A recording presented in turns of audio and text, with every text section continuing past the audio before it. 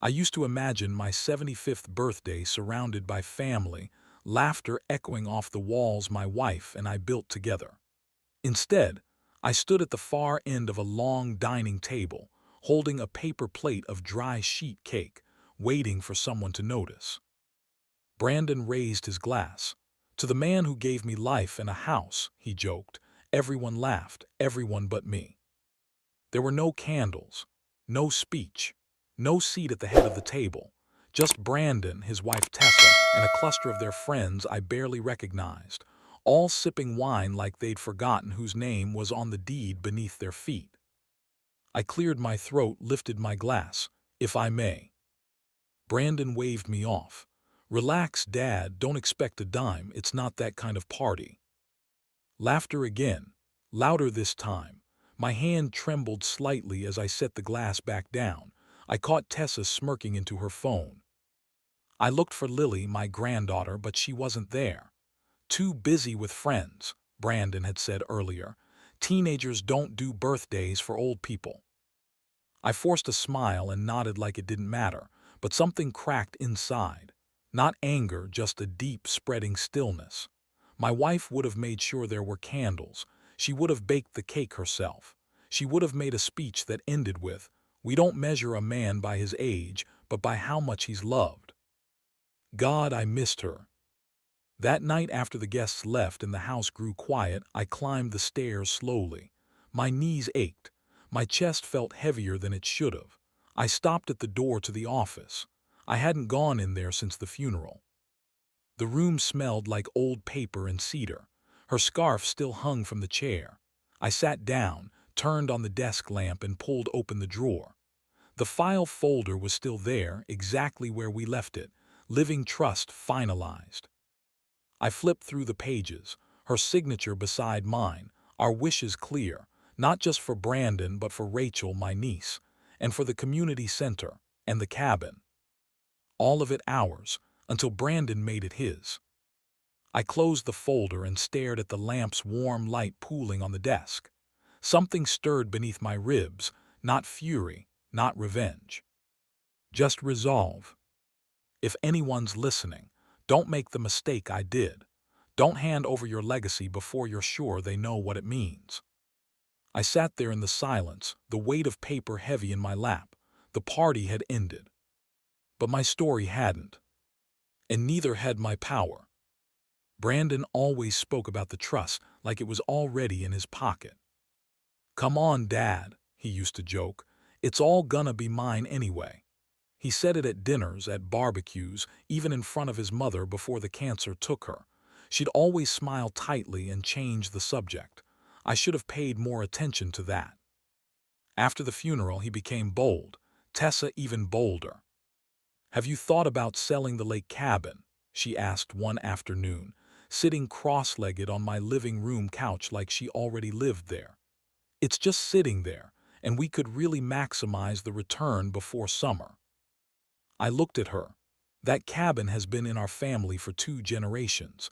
Your daughter learned to fish off that dock." She waved a hand. "It's just real estate, Dad. Legacy doesn't pay bills." Brandon laughed from the kitchen. "She's right. You've got emotional ties to everything. That's not sustainable. We've got a bigger picture to look at." "A bigger picture." "Remodel the house. Flip the cabin, get into some smart investments. We've got options." I stared at the oak table between us, the one I refinished by hand the year Brandon was born. He used to sit under it, building towers from Legos while I sanded the corners. "This isn't a prize," I said. "It's a legacy." He smirked. "You're still hung up on dignity, huh?" Dignity. That word echoed inside me longer than I expected. Later that night, I watched them from the hallway. Tessa was on her laptop, browsing listings for marble countertops. Brandon sat beside her, scrolling on his phone. "We could rent the cabin out weekly," he said. "Use the trust to finance the updates." Tessa nodded. "Get it all signed before he changes his mind." He grinned. "He won't, he's tired, he just wants peace." They didn't see me standing there. I walked quietly back to my room, sat on the edge of the bed. My wife's nightstand was untouched, a book still resting open to the same page she never finished. Brandon used to cry when he skinned his knee. He used to sit beside me in the workshop, holding bolts and asking questions. He used to call me Dad with awe in his voice. Now I was just the man guarding the vault. I reached for the trust folder again. My name still held weight in ink. My signature was still mine to give or take back. They thought I was an old man with fading memory. But I remembered everything. And I hadn't signed it all away. Not yet. The drawer didn't lie. I sat at my wife's old desk, leafing through folders labeled in her careful script. Taxes 2018-2021, Lake Cabin Deeds, Living Trust Final Draft. But the envelope, the thick cream-colored one we sealed together after her final chemo round, it was gone. I checked twice, then again. That envelope held the amendment we wrote by hand. It included Rachel, our niece, who cared for my wife when Brandon and Tessa were too busy. It outlined a scholarship fund for our town's underprivileged kids. My wife made me promise we'd include it. "It's how we live after we're gone," she whispered one night, too weak to sit up. Now it had vanished. I walked into the kitchen. Brandon was standing at the fridge, drinking orange juice straight from the bottle. "Hey," I said, trying to steady my voice. "Did you move any papers from the office? That envelope with the handwritten trust update, the one your mom and I worked on." He wiped his mouth with the back of his hand. "No idea. You probably misplaced it, Dad. It was in the labeled folder." "Then maybe Rachel took it. She was here for the funeral, remember?" I narrowed my eyes. "She never went near the desk." Brandon shrugged. "You've been pretty foggy lately. Grief messes with memory." The words landed like a slap. I turned without answering. That night I couldn't sleep. I kept replaying his voice in my head, casual, too casual, like someone rehearsed in lying. I walked downstairs, past the quiet hum of the wine cooler he installed last month, into the den, where the fireplace stood cold and clean. Except it was. Ashes, not fresh but not old either. At the edge of the grate, something pale stuck out from the soot. I leaned closer, careful not to breathe. A torn envelope, scorched but not completely destroyed. A sliver of ink remained. To be opened by Helen only, in case of emergency. My wife's handwriting. My knees buckled slightly. I sat back on the hearth, the burned fragment in my palm. He didn't just ignore her wishes. He tried to erase them. Until that moment, I was still hopping, still telling myself he was just overwhelmed, impulsive. Selfish but not cruel. Now I knew. He wanted it all, the money, the house, the legacy, and he'd bury any piece of her that stood in his way. That was the night I stopped mourning and started preparing. I placed the fragment in a plastic sleeve, sealed it, and slid it into my coat pocket. Then I opened the safe in the closet, pulled out the original trust copies, and began rereading every line, every clause, every opening he thought I'd leave behind. I wouldn't confront him. I would outthink him. Quietly, legally, and permanently. Helen answered on the third ring. Her voice hadn't changed, still sharp, still steady. "I was wondering when I'd hear from you," she said. "I should have called sooner," I replied. "But something off, Helen, I can feel it." We met the next afternoon in her office. Same mahogany desk. Same shelves lined with law books and photos of her grandkids. She poured tea without asking, just like she used to when my wife and I came in together. I slid the scorched envelope fragment across the desk. Helen studied it for a long time. "She wrote this," she said softly. "I recognize her hand." "She trusted you," I said. "We both did." I still have the amendment draft she gave me. The one nomming Rachel, the community scholarship, the one you both signed. I nodded, but it's not what Brandon submitted to probate. Her brow furrowed. She opened her files, scanned something, then frowned. He used a version from 4 years ago, before the updates. It names him sole heir. We never signed that. She looked at me, let me check something. An hour later she called. It's not your signature, she said. I had the forensic analyst compare it to your driver's license, the bank documents, even your last recorded affidavit. It's close, but not close enough. My throat tightened. He forged me. Yes, and submitted it while you were still deep in grief, right after the funeral. The weight of those words settled into my chest.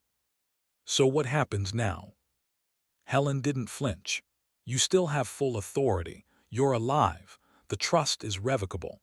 You can reinstate the original amendment or rewrite it entirely. Outside her office window, I could see the row of oaks lining Main Street. Past them, just barely in view, was the neighborhood where we bought our first home, where Brandon took his first steps, where we planted a tree on his second birthday, a maple, tall and brittle now, like so many things we once tended with love.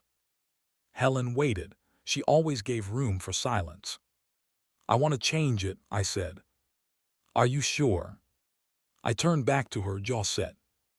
He burned her last words, lied to my face, turned legacy into leverage. He's not getting another chance. Helen nodded slowly. We'll start today. I signed the authorization. She opened a fresh file. Together we began again, clause by clause, name by name. Not with revenge in mind. With precision. With memory. With the truth my wife died protecting. By the time I left her office, the wind had picked up. Leaves blew across the courthouse steps. I tightened my coat and looked down the street, toward the tree we planted for a boy who used to call me hero, and now saw me as nothing but a signature.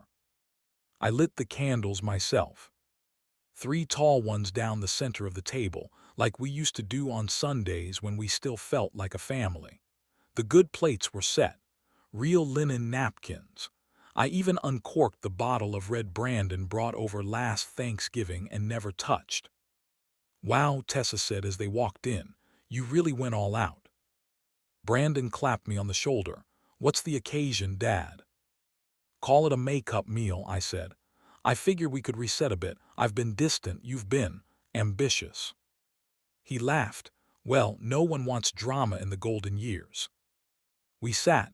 The food was simple, roast chicken, potatoes, and the salad my wife used to make with orange segments and almonds. I caught myself reaching to pass her plate before remembering she wasn't there. Brandon poured the wine without asking. Tessa already had her phone out taking a photo of the table. Might post this, she said.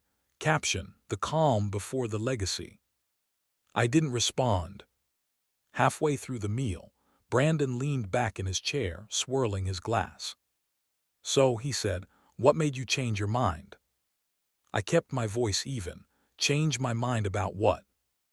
You know, holding on to everything so tightly, always acting like the house and the cabin were holy relics. This feels lighter, like you're finally letting go. Tessa chimed in. It's healthy, honestly. You deserve peace, not paperwork. I raised my glass slowly, to new beginnings. Brandon grinned and clinked his against mine. Glad you're finally letting go, Dad. I smiled just enough. You have no idea. What I didn't say, that just hours before, I'd sat across from Helen at her desk and signed the revised trust. Brandon's name, removed entirely. Rachel, my niece, listed as the primary beneficiary.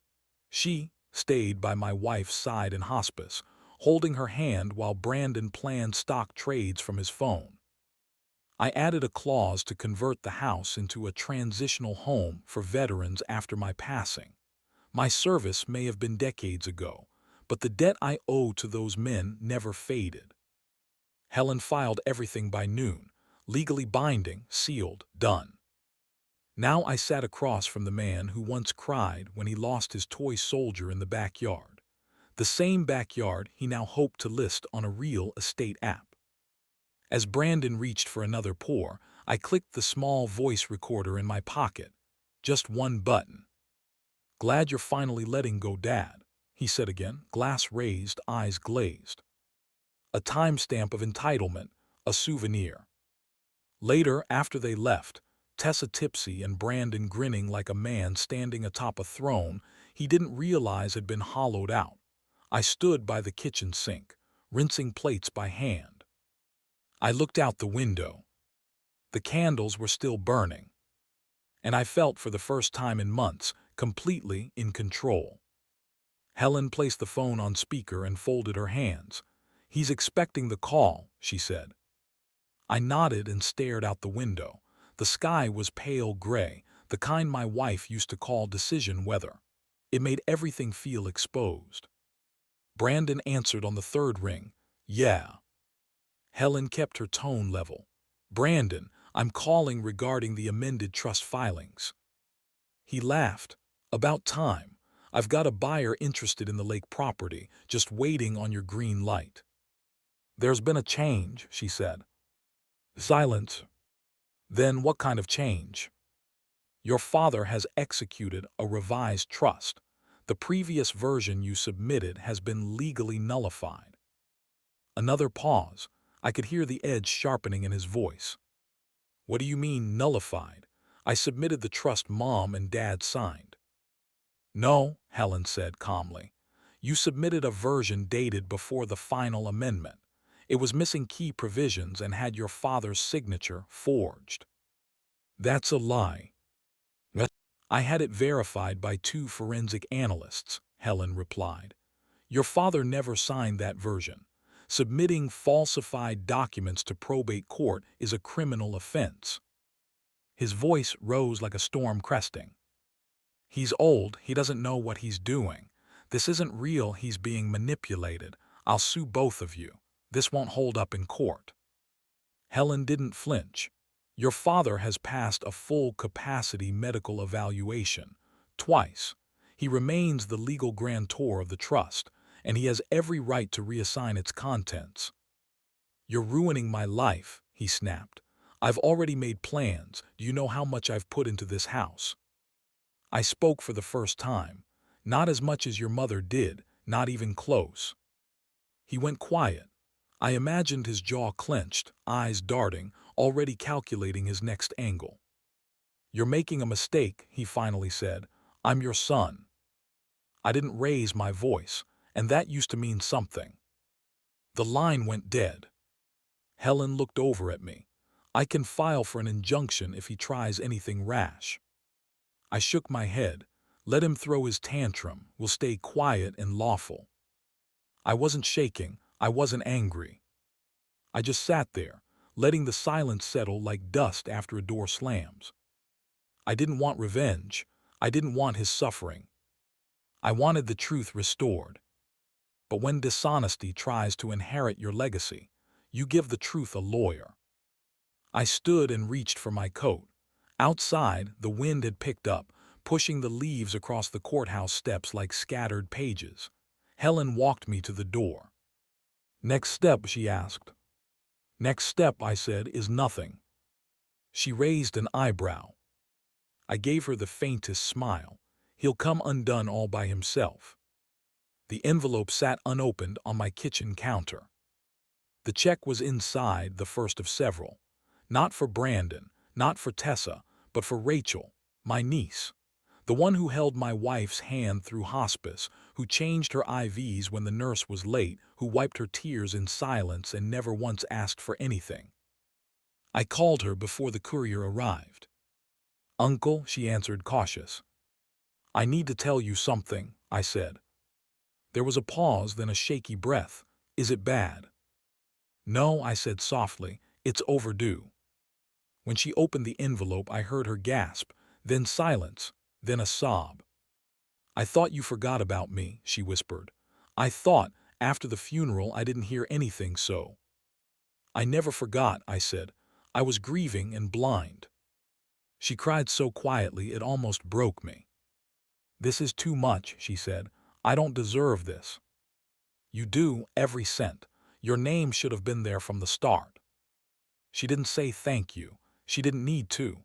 Her silence said more than words ever could. Later that afternoon, the Veterans Center called. "Mr. Reynolds," the director said, "we received your final confirmation for the property conversion. We're honored, truly." I nodded even though she couldn't see me. It's what she would have wanted, my wife. "It will serve 22 men a year, some with no other place to go. You've done something permanent." That word stuck with me, permanent. Not temporary like parties or flashy renovations. Not hollow like forced toasts or fake gratitude. This was the kind of legacy you don't measure in dollars. You measure it in nights off the street, in lives redirected. I hung up and walked through the house. It was quiet now, still, the kind of silence that didn't press against your chest but lifted it. I stepped into the dining room. The same room where Brandon had laughed at me with a wine glass in hand, where Tessa posted photos like trophies, where I sat at the far end of a table I paid for, in a home I built, as if I were the hired help. I stood where the cake had been, where there were no candles, no toast, just mockery. I reached into my coat pocket and pulled out the photo. My wife, smiling, arms around me, the lake behind us. I placed it gently on the mantel and straightened the frame. "We got the last word," I whispered. Outside, the park across the street echoed with laughter. Children raced between trees, their parents watching from worn benches. I used to walk that park with my wife every Sunday. She always brought sunflower seeds for the birds. She used to say legacy wasn't about what you leave behind, it's about what you leave standing. And now, finally, I understood. Legacy wasn't blood. It was choice. She didn't knock. I heard the front gate creak, then her heels on the porch sharp, fast, like she'd rehearsed this. By the time I opened the door, she was already fixing her lipstick in the reflection of the glass. "Brandon doesn't know I'm here," she said, stepping inside without waiting. I said nothing. She walked straight to the living room, sat down, crossed her legs like it was her own house. Same seat she took the night they mocked my birthday. "I think we got off on the wrong foot," she began. "You've been under a lot of stress. Grief does strange things to people." I raised an eyebrow. "I know the trust stuff has gotten messy," she continued, eyes locked on mine. "But maybe we could find a compromise." She leaned forward. "You restore a small portion. Nothing big, just enough for Brandon to feel respected. You get to keep the good guy image, no headlines, no legal drama. Everyone walks away clean." I stared at her. She smiled. "You're suggesting I pay for silence." "I'm offering closure for everyone." I walked to the mantel and picked up the framed photo of my wife, the one Tessa had laughed past without noticing all year. "You forged my wife's wishes," I said. "You burned her words in my fireplace, and now you want to trade decency for discretion." She blinked once, her jaw twitched. "You have no idea what this is doing to Brandon," she said coldly. "He built his future around that trust." "No," I replied, setting the frame back down. "He built his future around theft." I stepped closer, my voice steady. "Your futures don't belong to me, but this house, this legacy, that was never yours to plan." Her mask slipped for just a second. The smooth confidence cracked. I nodded toward the hallway. "The door is behind you." She didn't move. "Go before you say something you'll regret," I added. She stood, adjusted her purse strap, and walked toward the door with tight shoulders. Halfway through the threshold, she stopped. "This is going to blow up in your face, you know." I tilted my head. "Not if you close the door quietly." She didn't slam it. She just left. I walked back to the dining room and poured myself a cup of tea. The silence was sharp, not lonely, not empty. Just earned. Outside, the sun dipped behind the neighbor's roof, casting long shadows over the porch. The same porch she just stepped off, lighter than when she arrived. She came with control. And left with none. The game was over. Now all that remained was the end of the board. The knock came just after 9 p.m., not rushed, not loud, just quiet. I opened the door, and there he was. No swagger, no cologne, no rehearsed grin. Just Brandon, standing on the porch like he didn't know if he should have come. I stepped aside. He didn't ask to enter, but he did. He didn't sit. He just stood there in the center of the living room, looking around like he was already a guest in someone else's home. "I thought I'd catch you before the lawyers got the last word," he said. I waited. His eyes scanned the space. The same couch he used to nap on as a boy. The coffee table we built together when he was 13. His fingers brushed the edge of it like he barely remembered. "You could have told me," he said finally. I nodded. "I did. Every time I tried to teach you the value of work, every time I said earn it, you rolled your eyes." He didn't respond. I stepped closer. "Every chore, every speech, every time your mother asked you to help us paint the porch and you disappeared with your friends, that was us telling you, you just didn't listen." His shoulders slumped slightly. I thought I had time. I stared at him. "So did your mother." He winced at that. It was the first thing I said that really landed. The silence hung for a while. I didn't feel it. He looked like he wanted to say something else, maybe a defense, maybe a question, but whatever it was, it never came. Instead, he turned toward the door. His hand hovered near the knob. Then, without looking back, he said, "You think this is what she would have wanted?" I nodded. "I know it is." He didn't argue, didn't plead. He just opened the door and stepped out into the cold. The screen door creaked shut behind him. I stood there for a moment, staring at the space he left behind. There was no satisfaction, no victory, just breath. He came hopping for a window, but he'd bricked it up himself, one entitlement at a time. I walked back to the chair by the window, the one my wife used to sit in every morning with her tea. I could still smell the faint trace of lavender where the cushion met the sun. And from there, I watched him walk down the driveway with slow, uneven steps, not angry, not defeated. Just small. Not a villain. Just a man who thought the world owed him more than love. And now he had neither. 1 year later, the house was still. No music, no clinking glasses, no forced toasts. Just me sitting alone at the head of the same dining table where I'd once been mocked. This time no guests, no cake tears, just a single cupcake. Vanilla, my wife's favorite. A tiny candle flickered at the top. I hadn't planned it, I just lit it. The evening air was calm. No weight pressing down, no rage to swallow. Just quiet.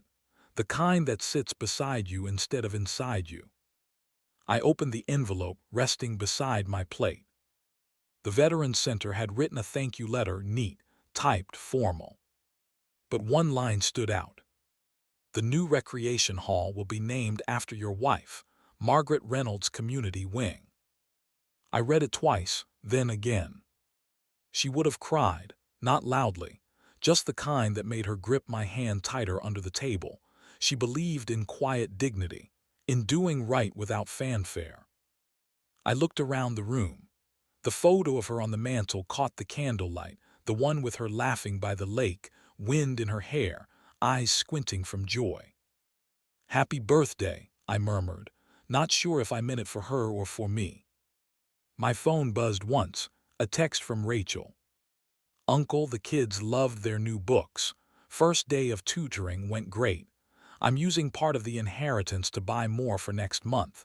Thank you, truly." I smiled, not the smile people fake when they say they're fine, the real kind, the kind that made of relief and memory and breath. I set the phone down and folded my hands. Brandon hadn't spoken to me since he left that night. No lawsuits, no appeals, just distance. I didn't chase it. Some silences are earned.